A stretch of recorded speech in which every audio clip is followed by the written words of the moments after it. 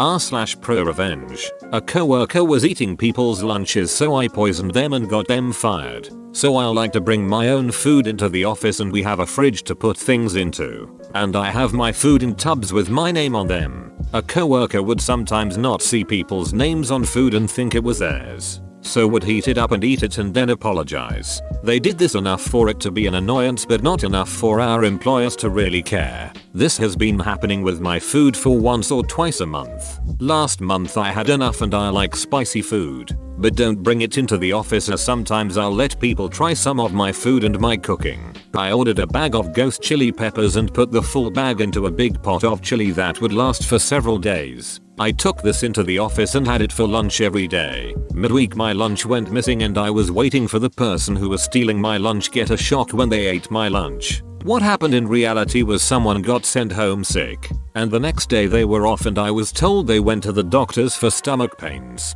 2 weeks went by and the co-worker who was off refused to talk about it and said HR was involved, so I knew they were going to try get me fired. I went home and ordered another bag of ghost chilies and made another batch of my chili, this time with only one chili in a single tub. I put this in the freezer, and the following Monday I was told I had a HR meeting that day. I refused and said they need to give me 24 hours to find someone to come into the meeting with me, and the next day I had my manager come into the meeting and brought in my now heated ghost chili infused chili. The long and short is I was told I could be fired for trying to poison the person who was stealing my lunch, and I asked if they admitted to stealing people's lunch, which they did. I then said I have a batch of the chili in question with me, and I like spicy food. My liking spicy food shouldn't stop me from having it at work, since it doesn't smell when heated, like fish, and my manager agreed it was on the person who took my lunch without knowing how spicy it was, and I should not be held liable if they eat something of someone else's that doesn't agree with them.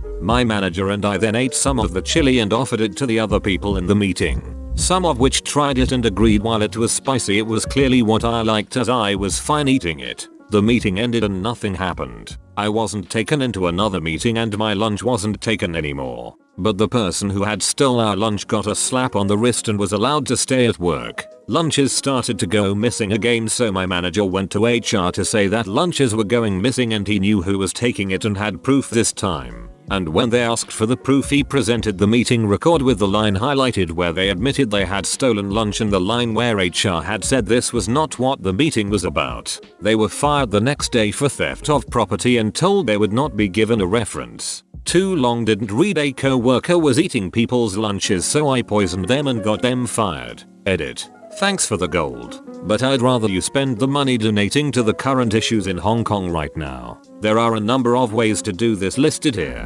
Edit 2. It was removed due to the Amazon link, not due to Hong Kong. Post should be back on soon.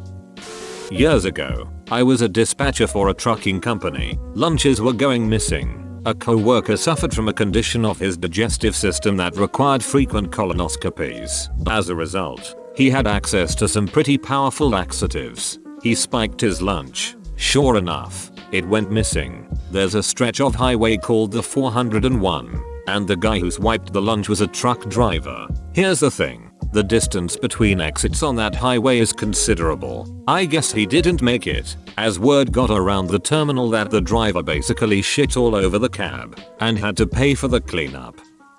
Steal my laundry detergent? Hope you like the bleached clothes look. This happened when I was in college back in 2011. I lived in a 4-story dorm that was all guys. About 40-60 guys per floor. Each floor had one laundry room with 3 washers and 3 dryers plus cubbies to store your laundry bag soap while you were washing. A few months into the semester I noticed my laundry detergent was disappearing faster than it should be. Not a huge deal, but mildly annoying.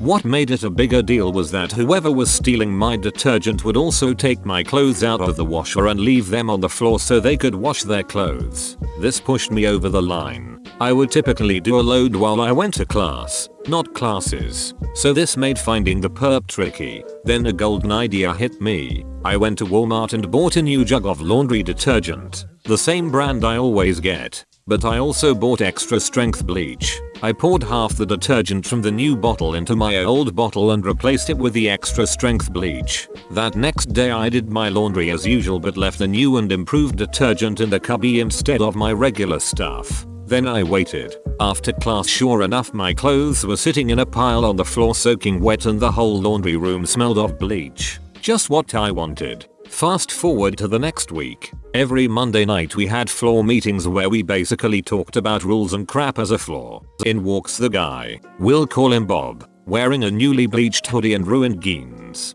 Bob drops his pile of ruined clothes on the floor and starts spouting off about how someone owed him money for his ruined clothes. The whole floor bursts out in laughter. Apparently I wasn't the only one Bob was stealing soap from. He didn't get another sentence out of his mouth before our told him stealing detergent was still a crime, so it was his own damn fault. Enjoy your bleached clothes, Bob. Too long didn't read guy on my floor was stealing my detergent. I mixed it with bleach and ruined his clothes. Edit. Thanks for the silver. Also, updated to clarify I went to class not classes. Edit 2. Thank you for the gold, kind stranger.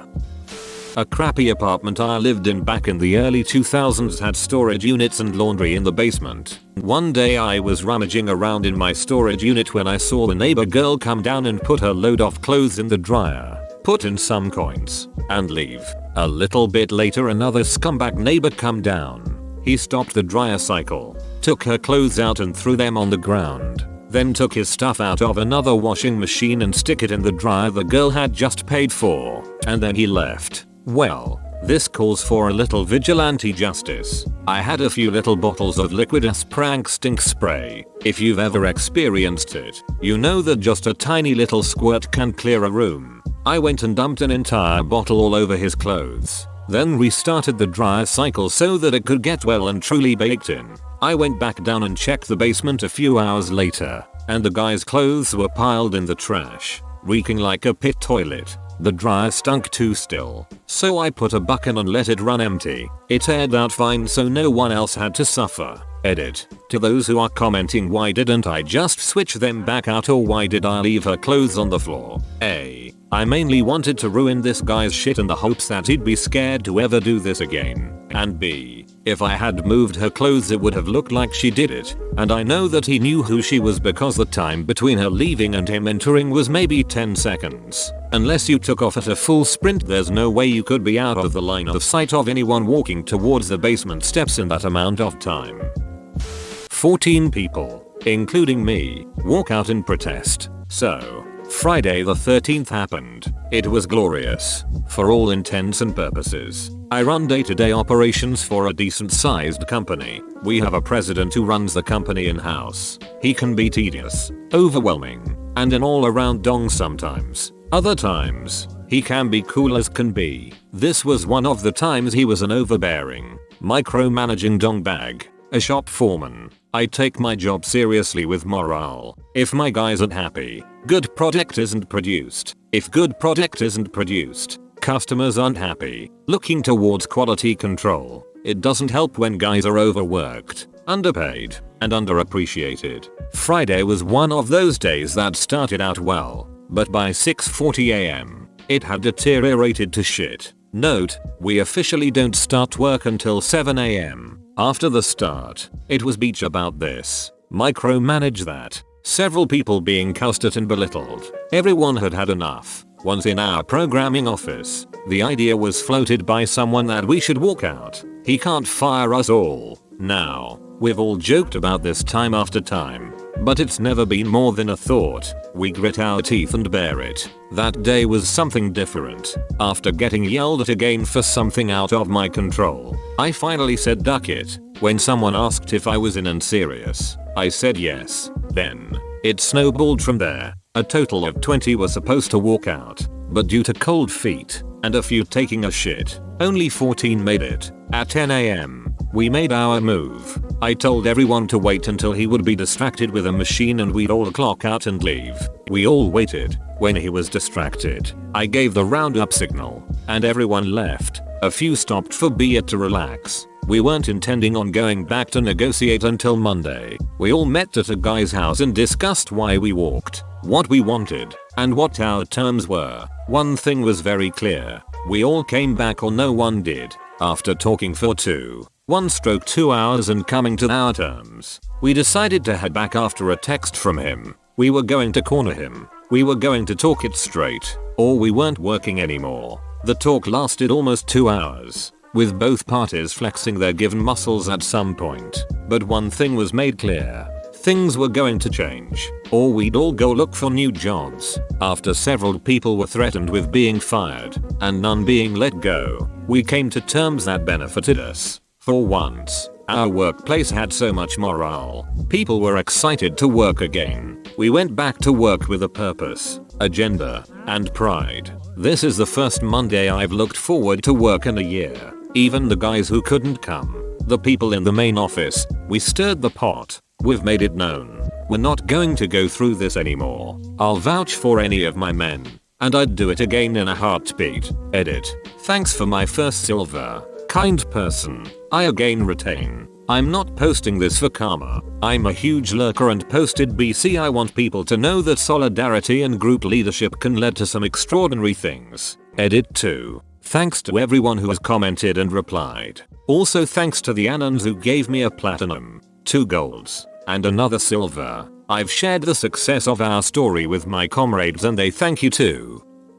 Bro, you made it to the end? You're a ducking beast. I'll cut you a deal. Smash like and subscribe for more curated content. It's free and that's a great price.